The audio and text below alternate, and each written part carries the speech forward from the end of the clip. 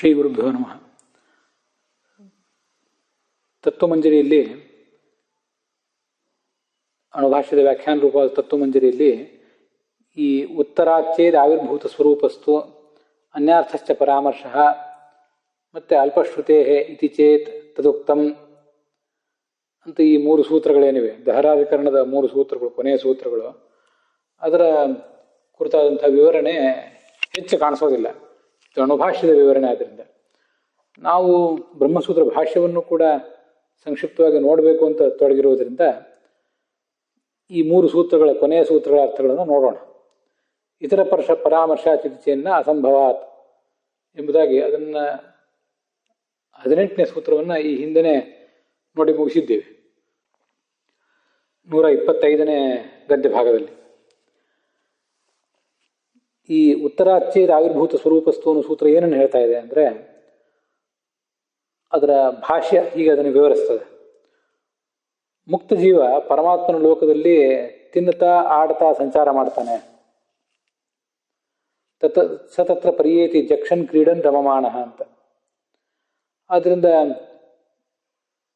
ಈ ಜೀವನೇ ಹೃದಯ ಕಮಲದಲ್ಲಿ ಇರುವಂಥವನು ಅಂತ ಯಾರಾದರೂ ಪ್ರಶ್ನೆ ಮಾಡಿದರೆ, ಜೀವಯವ ಇತಿ ಚೇತ್ ನ ತತ್ರ ಹಿ ಪರಮೇಶ್ವರ ಪ್ರಸಾದಾತ್ ಆವಿರ್ಭೂತ ಸ್ವರೂಪ ಮುಕ್ತಃ ಉಚ್ಯತೆ. ಈ ವಾಕ್ಯ ಏನನ್ನು ಹೇಳ್ತದೆ? ಸತತ್ರ ಪರಿಯೇತಿ ಜಕ್ಷನ್ ಕ್ರೀಡನ್ ರಮಮಾಣ ಅಂತ ಛಾಂದೋಗ್ಯೋಪನಿಷತ್ತಿನ 8ನೇ ಅಧ್ಯಾಯದ 12ನೇ ಖಂಡದ 3ನೇ ಮಂತ್ರ ಏನು ಹೇಳ್ತದೆ ಅಂದರೆ, ಪರಮಾತ್ಮನ ಅನುಗ್ರಹದಿಂದ ಸ್ವರೂಪದ ಅಭಿವ್ಯಕ್ತಿಯನ್ನು ಪಡೆದಂಥ ಮುಕ್ತ ಹೇಗೆ ತಿನ್ನುತ್ತಾ ಓಡಾಡ್ತಾ ಸುಖವಾಗಿ ಬದುಕ್ತಾನೆ ಅಂತನ್ನುವುದನ್ನು ವರ್ಣನೆ ಮಾಡಿದೆ.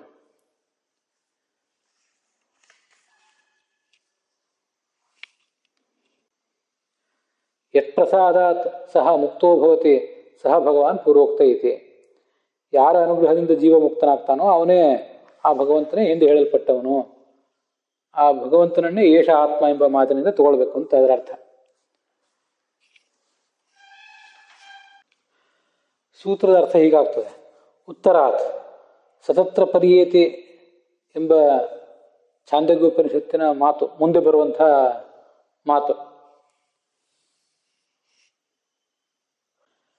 ಆ ಮಾತಿಗೆ ಅನುಸಾರವಾಗಿ ಅವನೇ ಹೃದಯಸ್ಥನಾದವನು, ಪಾಪಲೇಪರಹಿತನಾದವನು ಅವನೇ, ಹೃದಯಸ್ಥನಾದವನು ಅವನೇ ಅಂತ ಯಾರಾದರೂ ಪ್ರಶ್ನೆ ಮಾಡುವುದು ಉಚಿತ ಅಲ್ಲ. ಯಾಕೆಂದರೆ ಆವಿರ್ಭೂತ ಸ್ವರೂಪಸ್ತು. ಆ ಶ್ಲೋಕದಲ್ಲಿ ಹೇಳ್ತಾ ಇರೋದು ಪರಮಾತ್ಮನ ಅನುಗ್ರಹದಿಂದ ತನ್ನ ಸ್ವರೂಪ ಆವಿರ್ಭಾವವನ್ನು ಪಡೆದಂಥ ಮುಕ್ತನ ಬಗ್ಗೆ. ಮುಕ್ತನಾದಾಗ ಪಾಪರಹಿತನಾಗ್ತಾನೆ, ಆದರೆ ಅವನು ಕೂಡ ಪರಮಾತ್ಮನ ಅನುಗ್ರಹದಿಂದಲೇ ಪಾಪರಹಿತನಾಗ್ತಾನೆ. ಸಂಸಾರದಲ್ಲಂತೂ ಅವನು ಪಾಪರಹಿತ ಅಲ್ವೇ ಅಲ್ಲ. ಮತ್ತೆ ಈ ಮುಕ್ತನಾದವನು ಕೂಡ ಎಲ್ಲರ ಹೃದಯದೊಳಗಿರುವಂಥವನೇನಲ್ಲ. ಎಲ್ಲರ ಹೃದಯದೊಳಗಿದ್ದಂಥವನು ಪರಮಾತ್ಮನೇ. ತನ್ನ ಹೃದಯದಲ್ಲಾದರೂ ತಾನಿದ್ದಾನ ಅಂತ ವಿಚಾರ ಮಾಡಿದರೆ, ಹೃತ್ಪದ್ಮಸ್ಥಸ್ಯ ದೇಹಾಂತರ ವರ್ತತೆಯ ಮುಕ್ತತ್ವ ಅಯೋಗಾತ್. ಹೃತ್ಪದ್ಮದಲ್ಲಿರುವಂಥವನು ಅವನು ಭೌತಿಕವಾದಂಥ ದೇಹಕ್ಕೆ ಬಂದಿಯಾಗಿರ್ತಾನೆ. ಅಂಥವನನ್ನು ಮುಕ್ತ ಅಂತನೂ ಕೂಡ ಹೇಳಿಕ್ ಬರೋದಿಲ್ಲ. ಅವನು ಮುಕ್ತನಾದರೆ ಪಾಪರಹಿತನಾಗ್ತಾನೆ. ಅವನು ಹೃತ್ಪದ್ಮಸ್ಥನಲ್ಲ, ಹೃತ್ಕಮಲದಲ್ಲಿರುವಂಥವನಲ್ಲ. ಹೃತ್ಕಮಲದಲ್ಲಿ ಇದ್ದಂಥವನು ಮುಕ್ತ ಆಗಲಿಕ್ಕೆ ಸಾಧ್ಯ ಇಲ್ಲ ಅಂತ. ಹೀಗೆ ಅವೆರಡಕ್ಕೂ ತುಂಬ ವಿರೋಧ ಇದೆ, ವ್ಯತ್ಯಾಸ ಇದೆ. ಆದ್ದರಿಂದ ಇಲ್ಲಿ ಜೀವನನ್ನು ಇಟ್ಕೊಳ್ಬಾರ್ದು, ಹೊರತು ಪರಮಾತ್ಮನನ್ನೇ ತಿಳಿದುಕೊಳ್ಬೇಕು ಅಂತ ತಾತ್ಪರ್ಯ. ಮುಂದೆ ಅನ್ಯಾರ್ಥಶ್ಚ ಪರಾಮರ್ಶ ಅಂತ ಸೂತ್ರ, 19ನೇ ಸೂತ್ರ. ಎಂಪ್ರಾಪ್ಯ ಸ್ವೇನ ರೂಪೇಣ ಜೀವ ಅಭಿನಿಷ್ಪತ್ತಿತೆ ಸ ಏಷ ಆತ್ಮ ಇತಿ ಪರಮಾತ್ಮಾರ್ಥಶ್ಚ ಪರಾಮರ್ಶ.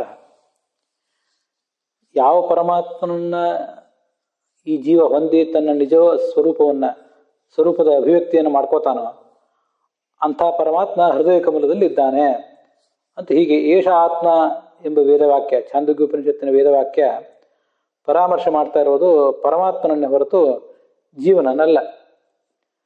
ಅನ್ಯಾರ್ಥಶ್ಚ ಪರಾಮರ್ಶ ಅನ್ನೋ ಸೂತ್ರಕ್ಕೆ ಹೀಗರ್ಥ. ಪರಾಮರ್ಶ ಅಂದರೆ ಅವನನ್ನು ವರ್ಣಿಸುವುದು.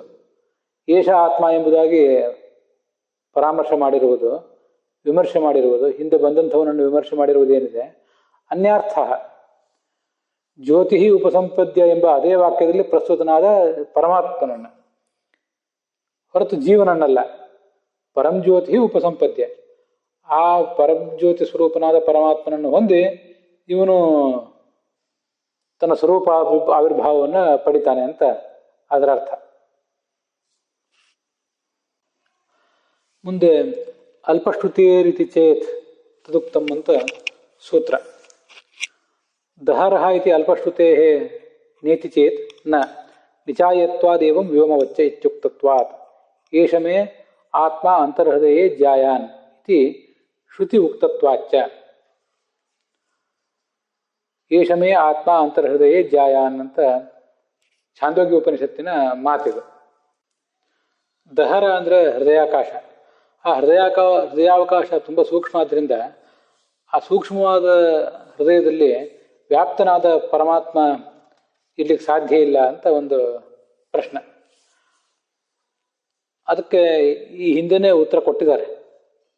ಅವನು ತನ್ನ ಅಚಿಂತ್ಯ ಶಕ್ತಿಯಿಂದ ತುಂಬ ಚಿಕ್ಕದಾದಂತಹ ಹೃದಯದಲ್ಲೂ ಇರಬಲ್ಲ, ಅನುರೂಪವನ್ನು ತಾಳಬಲ್ಲ, ಹಾಗೆ ಬೃಹದ್ ರೂಪವನ್ನು ಕೂಡ ಅವನು ತಾಳಬಲ್ಲ ಅಂತ ಹಿಂದೆ ಉತ್ತರ ಕೊಟ್ಟಿದ್ದೇವೆ. ಅಲ್ಪಶ್ರುತೇ, ಅಲ್ಪ ಅಂದರೆ ಸಣ್ಣದು ಅಂತ ಅರ್ಥ. ದಹರಂ ಪುಂಡರೀಕಂ ಅಂತೇನು ಉಪನಿಷತ್ನಲ್ಲಿ ಬಂದಿದೆ, ಅದು ಕೂಡ ದಹರ ಎಂಬುದು ಅಲ್ಪ ಅನ್ನೋದನ್ನು ಹೇಳ್ತದೆ. ಅಲ್ಪ ಆಕಾಶದಲ್ಲಿ ಇದ್ದವನು ಜೀವನೇ ಆಗಬೇಕು, ಪರಮಾತ್ಮ ಹೇಗಾಗೋದು ಅಂತ ಪ್ರಶ್ನೆ. ಇತ್ತೀಚೆನ್ನ ಅಲ್ಲ. ತತ್ ಉಕ್ತಂ, ಹಿಂದೆ ನಿಚಾಯತ್ವಾತ್ ಏವಂ ವ್ಯೋಮವಚ್ಚ ಎಂಬಲ್ಲಿ ಪರಮಾತ್ಮ ಚಿಕ್ಕ ಚಿಕ್ಕ ಸ್ಥಾನದಲ್ಲಿಯೂ ಕೂಡ ಇದ್ದಾನೆ ಎಂಬುದಾಗಿ ನಾವು ಉಪಾಸನೆ ಮಾಡಬೇಕು. ಅದು ಅವನಿಗೆ ಯಾವುದೇ ರೀತಿಯಿಂದಲೂ ವಿರುದ್ಧವಲ್ಲ ಅಂತ ತಾತ್ಪರ್ಯ. ಆ ಪರಬ್ರಹ್ಮನನ್ನು ನಾವು ಹೇಗೆ ಉಪಾಸನೆ ಮಾಡಬೇಕು? ನಿಚಾಯ್ಯ ಅಂದರೆ ಉಪಾಸ್ಯ. ಹೇಗೆ ಉಪಾಸನೆ ಮಾಡಬೇಕು ಅಂದರೆ ಚಿಕ್ಕ ಸ್ಥಳಗಳಲ್ಲೂ ಕೂಡ ಅವನಿದ್ದಾನೆ ಅಂತ ನಾವೆಲ್ಲರೂ ಉಪಾಸಿಸಬೇಕು. ತತ್ ಅಲ್ಪಸ್ಥಾನತ್ವಂ, ಅಲ್ಪಸ್ಥಾನದಲ್ಲಿ ಇರುವಿಕೆ ಎಂಬುದು ಉಕ್ತಂ, ಹಿಂದೆನೇ ವರ್ಣಿಸಲ್ಪಟ್ಟಿದೆ. ನಿಚಾಯತ್ವಾದಿನ, ನಮಗದು ಉಪಾಸನೆಗೆ ಯೋಗ್ಯ ಎಂಬುದಾಗಿ ವರ್ಣಿಸಲ್ಪಟ್ಟಿದೆ ಅಂತ ತಾತ್ಪರ್ಯ. ಈ ಎಲ್ಲ ಸೂತ್ರಗಳ ಹೆಚ್ಚಿನ ವಿವರಗಳನ್ನು ಮುಂದೆ ಬ್ರಹ್ಮಸೂತ್ರ ಭಾಷ್ಯದ ಪಾಠ ಬಂದಾಗ ಅಲ್ಲಿಯೇ ನೋಡೋಣ. ಅಲ್ಲಿಗೆ ಈ ಭಾಗ ಸಮಾಪ್ತವಾಗಿದೆ.